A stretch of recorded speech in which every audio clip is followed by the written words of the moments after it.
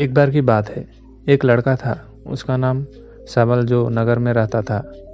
वो अपने जीवन से बहुत निराश था। उनकी निराश का कारण यही था कि वो अब तक अपने जीवन में कुछ नहीं कर रहा था।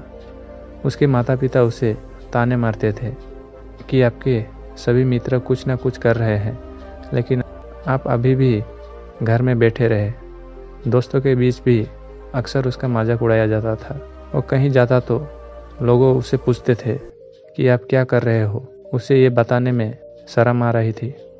वो कुछ नहीं कर रहा था। धीरे धीरे उसने रिश्तेदारों से मिलना जुलना कम कर दिया और लोगों से मिलना भी बंद कर दिया। वो ज़्यादातर समय घर पर ही रहता है। वो अकेला रोता है और भगवान को कोसता है और अपनी किस्मत के दोष देता है। अब उसे अपना जीवन बोझा लगने लगा था। कभी कभी वो सोचता कि कब वो कुछ करने के योग बनाएगा, और फिर वो सोचता है कि जिंदा रहने से अच्छा मर जाना है। एक दिन वो अपने नगर की एक गली से गुजर रहा था। तभी उसने देखा कि एक उपदेश दुख और परेशानियों पर उपदेश दे रहा था। वो भी उसी भीड़ में से सबसे पीछे बैठ गया और गुरु से प्रवचन सुनने लगा। उपदेश कह रहा था, दुख एक शिक्षा की तरह है जो हमें जीवन में सच्चाई दिखता है और हमें जीने का सही तरीका सिखाता है। आप चाहे तो जिंदगी जीना भी सीख सकते हो। गुरुजी उपदेश दे रहे थे कि तुम चाहो तो कुछ भी हासिल कर सकते हो, और अगर चाहो तो एक कोने में बैठकर रो सकते हो। इन सभी बातों को सवाल ध्यान से सुन रहा था, लेकिन शिष्य की ये बातें पसंद नहीं आई। उसने खड़े होकर कहा कि कुछ भी सिखाने से दुख दूर नहीं होता, इसमें केवल दर्द होता है। दुख की पीड़ा अनंत है। ऐसा लगता है कि इसके बाद कुछ होने वाला नहीं है। इससे कुछ भी फर्क नहीं पड़ता। इसके सामने तो मौत भी छोटी लगती है। उपदेशक ने कहा, फिर तुम्हारा दुख क्या है? सबल ने उसके सामने अपनी सारी विवथा सुनाई और पूछा, मेरे दुख का कोई उपाय है तुम्हारे पास? ये सुनकर शिक्षक मुस्कुराए और बोले, तुम उस दिन मेरे पास आओ जब आपके जीवन में कोई विवस्दिक दर्द हो। मैं आपकी समस्या का समाधान अवश्य करूँगा। ये कहकर गुरु वहाँ से चला गया। सबल ने सोचा, कहीं मेरा दुख नकली तो नहीं है? क्या मैं जिस दर्द से गुजर रहा हूँ वो नकली है? मेरा दुख कोई नहीं समझ सकता। जब माँ बाप नहीं समझते तो गुरु क्या समझेगा? उनके दुखों से विवर्तित होकर सबल ने एक फैसला लिया कि अब वो कुछ करेगा। सबल ने एक छोटा व्यवसाय शुरू किया, पर उसे सफलता नहीं मिली। लेकिन उसके घर वालों पूछते हैं, क्या वो कुछ कोशिश कर रहा है? वो अपने व्यवसाय में लगा रहा और धीरे धीरे उन्हें सफलता मिलने लगी। फिर उसने गति पकड़ी और केवल 3 साल के अंदर ही वो एक बड़ा बिजनेसमैन बन गया। अब सबल के आसपास ऐसे कोई लोग थे जो उसकी परवाह कर रहा था, जो उससे प्यार करता था। अब उनके परिवार के सदस्य भी उसकी तारीफ करते नहीं थक रहे थे। दिन ब दिन उसके मित्र और संख्या बढ़ती जा रही थी। अब वो अपनी ज़िंदगी से बहुत खुश था। उनके कुछ दोस्तों ने उन्हें सलाह दी कि जब आप एक बड़ा बिजनेसमैन बनकर बहुत खुश है तो सोचिए आपकी कितनी खुशी होगी अगर आप इस शहर और इस राज्य के सबसे बड़े बिजनेसमैन बन जाते हैं। तो कितने लोग आपसे जुड़ना चाहेंगे, आपकी कितनी बड़ी ख्याति होगी, और सहसा राजा भी आपसे दोस्ती करना चाहेंगे और ज़रूरत पड़ने पर ही आपसे पैसे उधार लेंगे। दोस्तों की ये बात सबल के मन में घर कर गई। अब वो और पैसे कमाने की कोशिश करने लगा, लेकिन उसे ये सब बहुत ही जल्दी ही चाहिए था। वह समय बर्बाद नहीं करना चाहता था। उनका अधिकतर समय इन चीज़ों के प्राप्त करने में गलाने लगा। इसीलिए वो ऐसे काम करने लगा जो सही नहीं था। उसने बड़ा उधार लेना शुरू कर दिया। उसके दोस्तों से पैसे की मात्रा और अधिक मुनाफा कमाने के लालच में वो अपने माल में मिलावट करने लगा। उसने अन्य व्यापारियों के खिलाफ भी साजिश रची और उन्हें डराया धमकाया। जैसा उसके दोस्तों कहते थे वैसा ही करता था। वो इन तरीकों से ज़्यादा पैसे कमा रहा था, पर अब उसके जीवन में पहले जैसा चैन न था। उनके मन की शांति गायब हो गई थी और वो रात को सो नहीं पाता था। वो हंगामे में रहता था। वो सब कुछ पकड़कर भी उन्हें किसी चीज़ में सुख नहीं मिल रहा था। एक दिन सबल अपनी गाड़ी में कहीं जा रहा था। तभी रास्ते में उन्हें उपदेशक का आश्रम दिखाई दिया। वो रुका और गुरु के पास जाकर बोला, संत आपने मुझे मेरे पास आने के लिए कहा था। जब मेरे जीवन में सच्चा दुख आता है, अब मैं बहुत दुखी हूँ कि मेरी नींद हराम हो गई है। मुझे कहीं भी शांति नहीं मिल रही है।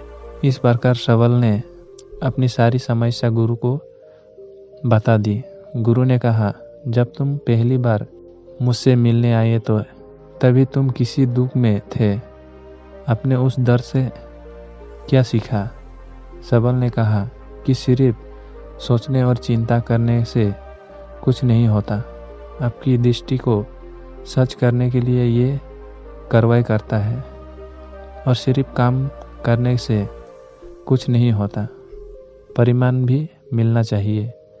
जब आपको लगता है कि आपका लक्ष्य हासिल नहीं होने वाला, तब राह में चाहे कितनी भी मुश्किल आ जाए, मन कितना भी निराश क्यों ना हो, कितना भी लगता हो कि आप कुछ नहीं होने वाला है, तभी विश्वास करें, मैं जो भी कर रहा हूँ उसमें अवश्य सफल होऊंगा। लोग केवल सफल लोगों को सम्मान करते हैं। कोई कितना भी अच्छा क्यों ना हो, वो हमेशा लोगों की नज़रों में बागे बोझ बन रहते हैं। ये सब सुनकर उपदेशक मुस्कुराया और बोला, जब आपके पास है तो ये वास्तविक दुख नहीं है। अपने जीवन में वास्तविक दुख आए तब मेरे पास आओ, मैं उसे ठीक कर दूंगा। सबल ने जाते समय साधु के सोने की सिक्कियों से भरा गड्ढा भेंट किया। गड्ढे देखकर गुरु ने कहा कि ये मेरे किसी काम का नहीं है, उसे पेड़ के नीचे गड्ढा खोदकर गाड़ दो। सबल ने गड्ढे को पेड़ के नीचे दबा दिया, जैसा कि गुरु ने बताया और कहा, और वहाँ से चला गया। कुछ दिनों से कारोबार ठीक चल रहा था, लेकिन व्यापार के गलत तरीकों के कारण धीरे धीरे उसे व्यापार में घाटा होने लगा। उसकी सारी दौलत धीरे धीरे ख़त्म होने लगी और एक दिन ऐसा भी आया जब उसके पास कुछ भी नहीं बचा और उस पर कर्ज का बोझ चढ़ गया था। परंतु वो निश्चित था क्योंकि उसने अपना सारा कर्जा अपने दोस्तों से लिया था। उसने सोचा कि उसके दोस्त बुरे वक्त में उसके साथ खड़े रहेंगे, लेकिन ऐसा कुछ नहीं हुआ। जैसे ही बुरा वक्त आया, दोस्त पहले उससे कर्ज मांगने लगे। अगर उसने कर्ज नहीं लौटाया, उन्होंने उसे जान से मारने की धमकी दी थी। उनके सभी संबसुक्ति और प्रियजन उससे दूर हो गए। उसके दोस्त जो उसके साथ मस्ती किया करते थे, अब उससे दूर भाग रहे थे। उसका परिवार उसकी गलतियां और कमियां गिनने लगा। उनकी सारी संपत्ति नीलाम कर दी गई और उसके पास कुछ भी ना बचा। जब उसने अपने पिता उससे मदद मांगी, पिता ने कहा कि मेरे पास थोड़ी सी संपत्ति है, मैं तुम्हारी माँ को क्या कहूँगा? अगर मैं तुम्हें दे दूँ, ये संपत्ति हमारा अंतिम उपाय है। सबल के मन में गहरा दुख छा गया। उसके आसपास कोई नहीं था जो उनके दुख को समझ सके। जानता कि इस विश्वासघात के कारण वो अंदर से टूट चुका था। वो सोचने लगा कि अब जीने का क्या मतलब है, अब मौत ही मेरा सहारा है। वो आत्महत्या करने के लिए पहाड़ी पर जा रहा था। तब से उसे याद आया कि उसे शिक्षक ने उससे कहा था, मेरे पास आओ जब तुम्हारे जीवन में विवर्तिक दुख हो। सबल गुरु के पास गया और अपनी सारी विपत सुनाई। आंखों में आंसू लिए उसने कहा, हे गुरुजी, मेरा दुख का निवारण कीजिए। गुरु ने कहा, जब जीवन में असली दुख होता है तब मेरे पास आ जाना, मैं इसे जरूर ठीक करूँगा। सबल ने कहा कि ये क्या है, ये क्या हो रहा है, मेरी ज़िंदगी में अभी दुख नहीं है, तो आखिर असली दुख क्या है। गुरुजी ने सबसे कहा कि पहले आप मुझे बताओ, अपने अपने दुख से क्या सीखा। सबल ने कहा कि मैंने वो सीखा जो लोग हमारे जीवन में आते हैं वो हमारी सफलता और प्रगति के कारण वो हमें धोखा जरूर देंगे, क्योंकि बुरे समय में वो हमारे साथ नहीं खड़े होंगे। वो अच्छे समय में ही हमारे फ़ायदा उठाएंगे और बुरे समय में हमें छोड़ देंगे। उन लोगों पर ही भरोसा करें जो हमारे बुरे समय में हमारे साथ खड़े रहते हैं, लेकिन ऐसा लोग बहुत कम होते हैं। लेकिन जिसके पास है उन्हें उसकी सराहना करनी चाहिए, उनका अपमान नहीं करना चाहिए। मैंने कभी भी किसी के खिलाफ साजिश नहीं रखना चाहिए। अपना काम ईमानदारी और धैर्य से करें और कभी लालची मत बनो। अपने सारे दुख दर्द और अनुभव बयां करने के बाद सबल गुरुजी के सामने आंखों में आंसू लिए बैठे गए। कुछ देर बाद साधु उठे और पेड़ के नीचे एक गड्ढा खोदा और गड्ढा निकल लिया जो सोने के सिक्के से भरा हुआ था। उसने सबल को देकर कहा, मेरे पास आओ जब तुम्हारे जीवन में वास्तविक दुख हो। सबल ने अपने शिष्य को धन्यवाद दिया और उसे प्रणाम करके चला गया। उस पैसे से उन्हें एक छोटा सा व्यवसाय शुरू किया और वो छोटा व्यापारी बनकर खुश है। उन्हें पूरी लगन और ईमानदारी के कारोबार किया। जल्द ही वो अपने शहर का एक बड़ा व्यापारी बन गया। उनका जीवन सुख सुविधा और भरा हुआ था। लेकिन कोई कितना भी अच्छा क्यों ना हो, लेकिन जीवन में दुख आता है तो सबल के जीवन में भी दुख आते थे। अपने माता पिता की मृत्यु के रूप में वो दोनों एक ही दिन मर गए। सबल अपने माता पिता से बहुत प्यार करता था, इसीलिए उनके निधन से उन्हें गहरा सदमा लगा। वो शव को ले गया, दोनों को शमशान घाट ले गया जहां अंतिम संस्कार किया गया। वहां उसने अपने माता पिता का शव जलता हुआ देखा तो उनका मन बेचैन हो उठा। उसके मन में कोई सवाल उठने लगे। वो घर वापस आ गया, इसलिए उसने अपने माता पिता के घर और संपत्ति को देखा, जिसके लिए उनके माता पिता हमेशा आज जो छूटा पड़ा है, जिन्होंने इसकी देखभाल की, इसके लिए लड़ने वाले इस दुनिया से चले गए। उसके पिता ने जो कुछ कमाया वो सब यही रह गया। एक दिन पहले तक उसके पिता मारपीट करते थे किसी के साथ उसकी संपत्ति के लिए। आज वो खुद इस दुनिया से चले गए। उसका मन ऐसा उनके विचार को बड़दर में था। वो अंदर से अकेला और डरा हुआ महसूस कर रहा था। वो खाली महसूस कर रहा था। उसे लगा कि कुछ है, वो समझ नहीं सका। इसीलिए वो गुरु के पास गया। उसे देखकर गुरुजी ने कहा, क्या जीवन में कोई दुख है सबल ने कहा, वैसे तो जीवन में कोई दुख नहीं है, सब कुछ अच्छा चल रहा है, लेकिन आज मेरे माता पिता का देहांत हो गया। मैं इस घटना से बेहद दुखी और परेशान हूँ। गुरुजी ने कहा, इसमें दुखी होने का क्या बात है? एक दिन सबको अपने को मरना है। कोई ना कभी जिया है और ना कभी रहेगा। एक दिन तुझे भी मरना है। शायद तुम कल ही मर जाओगे, ये आप आज भी मर सकते हो। सबल ने कहा, क्या कह रहे हो गुरुजी? मैं भी मर जाऊंगा, लेकिन मैं अभी जवान हूँ।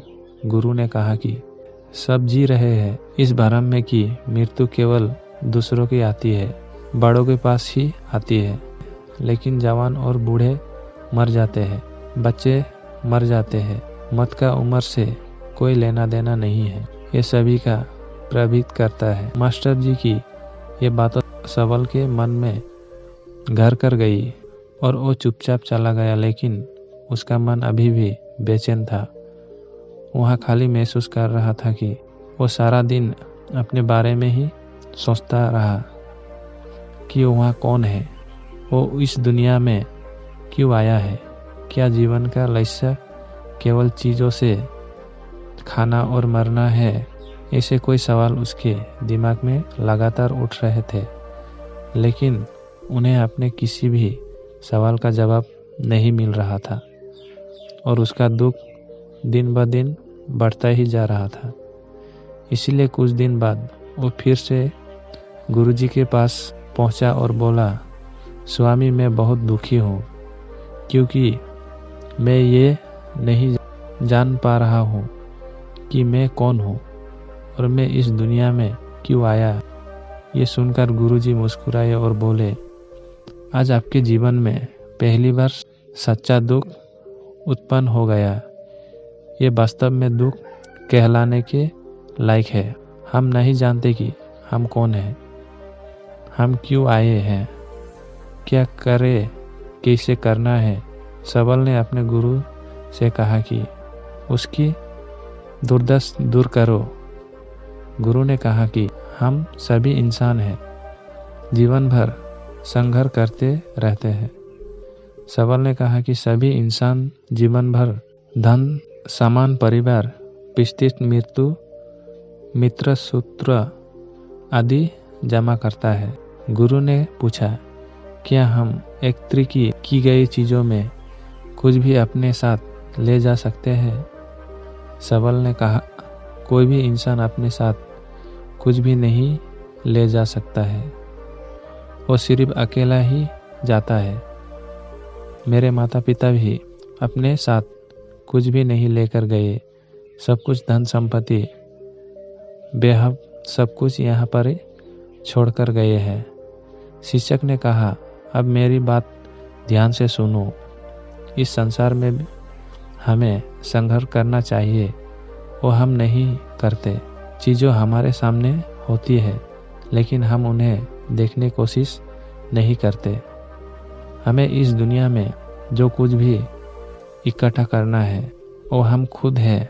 हमें खुद को जुटाना होगा ताकि जब हम मरे तो हम एकजुट हो सके और खुद को पहचानों में संयम होने के लिए हम अंदर बैठे हुए हैं। हम प्यार, नफरत, गुस्सा, ईश्वर में बैठे हुए हैं। कुर्ता, धन, शिष्टि, उपस्थित, सम्मान, पहचान, धर्म, जाति, सैकड़ों हजारों ऐसी चीज़ों और इच्छाओं में हम विभाजित हैं और टुकड़ों में जीवन जी रहे हैं। इस विभाजन के कारण हमारी चेतन कभी एक नहीं हो सकती। हमारी चेतन शक्ति बिखरी हुई है, इसीलिए हमारे पास इतना समय नहीं है, इतनी ऊर्जा नहीं कि हम मुड़ सकते हैं और अपने भीतर देख सकते हैं। वास्तव में धन, सम्मान और सुविधाओं का अभाव लोग इसे दुख समझते हैं और जीवन भर के लिए जो दुखों का कहकर रोते रहते हैं और समाधान खोजने का प्रयास करते रहते हैं, उन्हें अपना समाधान कभी नहीं मिलेगा, क्योंकि जिसे लोग दुख कहते हैं और वास्तविक दुख नहीं है, यह सिर्फ एक आदमी की इच्छा, उसकी इच्छा कभी पूरी नहीं होती। इसीलिए व्यक्ति को कभी उसके प्रश्नों का समाधान नहीं मिलता। इसलिए इन सब से पारे यदि पर अपने दुखों का अंतिम समाधान चाहते हैं तो सबसे पहले दुख को समेटे इस दुनिया में अपनी ऊर्जा वापस ले लो और इकट्ठा करो। अपने आप पर ध्यान केंद्रित करो। सायब पर ध्यान दो। अपने मृत्यु से पहले अपने आप को जानने की कोशिश करो। बिखरो मत। सबल ने कहा तो गुरुजी, क्या हम इस संसार को छोड़ दे?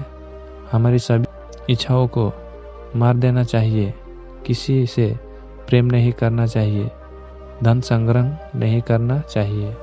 शिक्षक ने कहा कि भावनाओं में, इच्छाओं से बिखरे हुए मनुष्यों में से निकल आओ।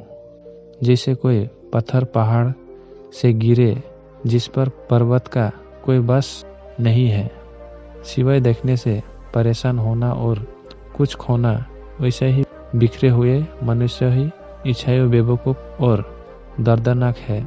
उसका अनित्य मन इच्छा करता रहता है और कल्पनाएं करता रहता है और ये दुख देता है।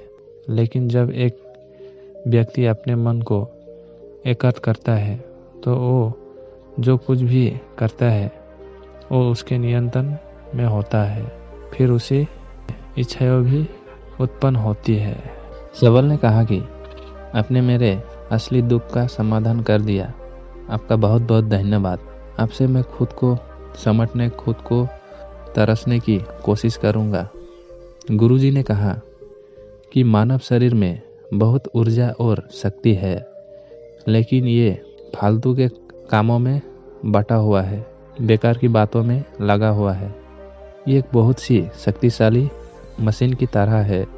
एक बच्चे के साथ में रखा जा रहा है और वो बिना सोचे समझे अपनी शक्ति बर्बाद कर रहा है और बिना किसी नियंत्रण के। इसीलिए इस शक्ति पर ध्यान दे, अपनी चेतन और इसे इकट्ठा करे। सबल को अपने प्रश्नों का उत्तर मिल गया। उसने अपने गुरु का शुक्रिया अदा किया और चुपचाप चला गया। दोस्तों, उम्मीद है आपको ये कहानी पसंद आए होंगे। अगर आपको ये कहानी पसंद आए होंगे तो अपने दोस्तों और परिवार के साथ ज़रूर शेयर करें। आपका कीमती समय देने के लिए धन्यवाद।